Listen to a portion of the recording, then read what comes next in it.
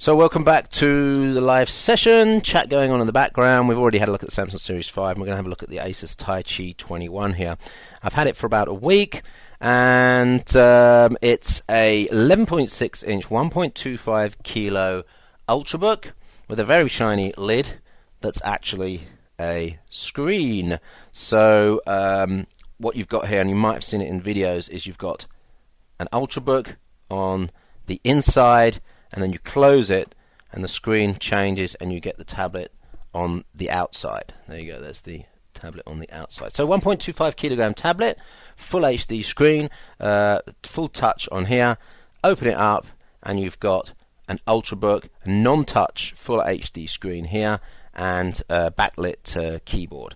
Let me just take you around the device, show you some of the ports and the sort of layout. It's a really nicely finished device, very high quality indeed. This is a €1,300, a $1,300 device with Core i5 and a 128 gig SSD.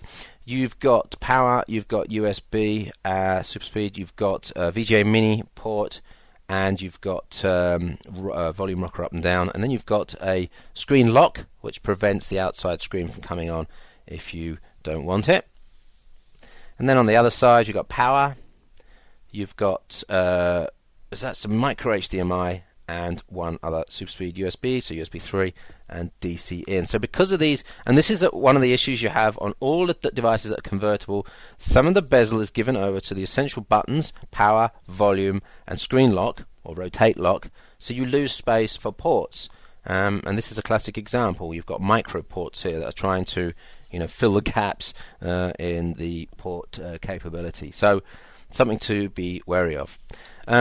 Overall, really nice finish, as I mentioned. No removable battery on this, no access ports, so you can't do any, or you're not encouraged to do any upgrades here. You've got speaker port here, speaker port here. The speakers on this, Bang & Olufsen tuned. They're fantastic. They are really, really good. You actually feel some bass from the device. You actually feel the device underneath. You can feel the music coming through it. So there's some quite low frequency response on the speakers, and it's not hi-fi at all. But in terms of laptops, it's very impressive, and that's really nice and comfortable when you've got some background music playing.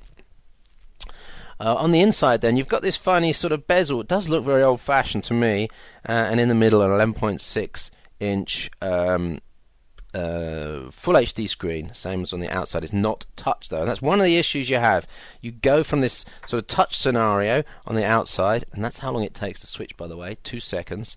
You go from this touch scenario on the outside, and then you're so used to using the touch on the outside that you want to touch on the inside. Now that's kind of funny for the first day or two, but after that you're touching and touching and touching again, expecting things to happen and thinking, why is it not happening? Why is what? And then you realise, of course, it's not on a touch screen. So you've lost some time. It gets inefficient, and you get annoyed. And so that really should have been a touch screen on there. But having said that, the bezel, the thickness here would have been much thicker. We've already got an extra 1 to 2 millimeters here because of the glass or the hardened plastic covering needed for the touchscreen, and it would be again another 1 millimeter if this was a touchscreen on the inside as well. So there's a compromise there.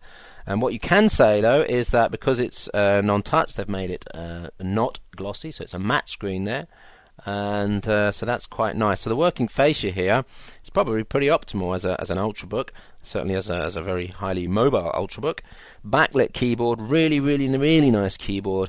Mouse, not as good as the Samsung. It's got built-in mouse clicks, mouse buttons, which I don't like. I prefer them separated, but it's pretty good. It's not too bad at all. One special button you've got here then is the screen switch button, and if I just quickly log in here, I can demo that. We're just going to log in. That allows you to choose between internal screen only, external, mirror, or extended screen display. Let me just log in.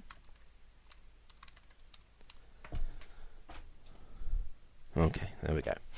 So when you press that button, you get to this page, and then at the top you'll see you can choose the mode. So if you choose that mode, you'll have an extended desktop, so you can basically have stuff running here, and then you've got your Windows running on the outside in a touch environment. So you can do PowerPoint, running the PowerPoint and notes on this side, and then the presentation on this side. 11.6-inch screen is not really ideal for presentations though, and I am tending to have more fun just displaying images on the back like that.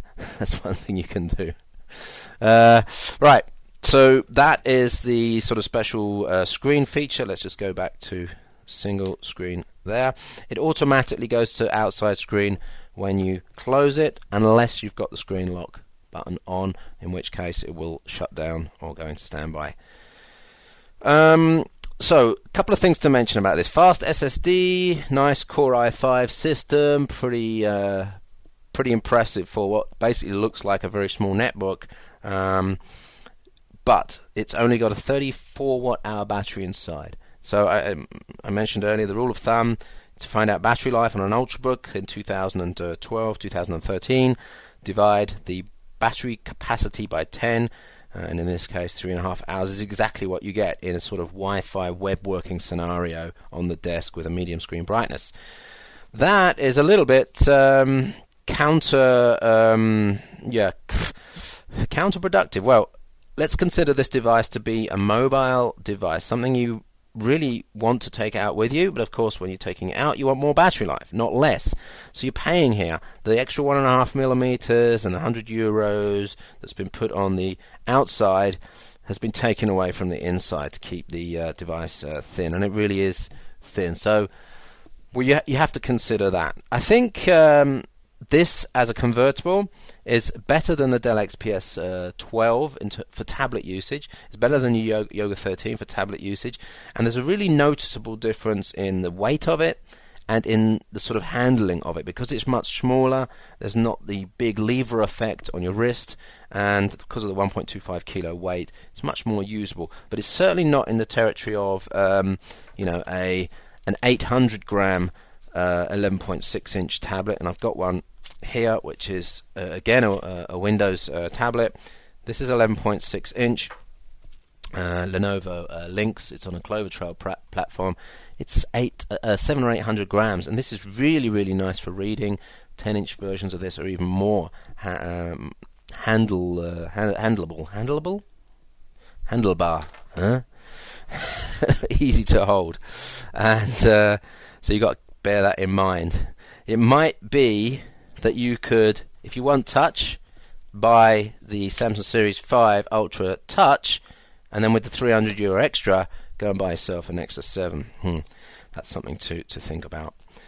Webcams, actually nice quality webcams on this. The 5 megapixel outside camera gave some good results when I tested it, and I mentioned the speakers as well. So overall, Taichi 21 is expensive, but it's a very high quality device. As a convertible, the tablet is more usable than the Dell XPS 12 and the Lenovo 13, or anything that's 1.5 kilograms. You do have the issue that there's no touch on the inside, and the real possible killer is the battery life of 3.5 hours. So, ASUS Taichi 21, thanks for watching that. We're doing a live session here, so it's a bit crazy at the moment. We've got a chat session going on in the background. umpcportal.com/live is where we do these chat sessions, and of course umpcportal.com is where I write about Ultrabooks. You can go out to that and check that out, where we've got reviews of a lot of the devices, and we will be doing more reviews for the devices you see here. In the next video, we've got the Dell XPS... we've got the Dell...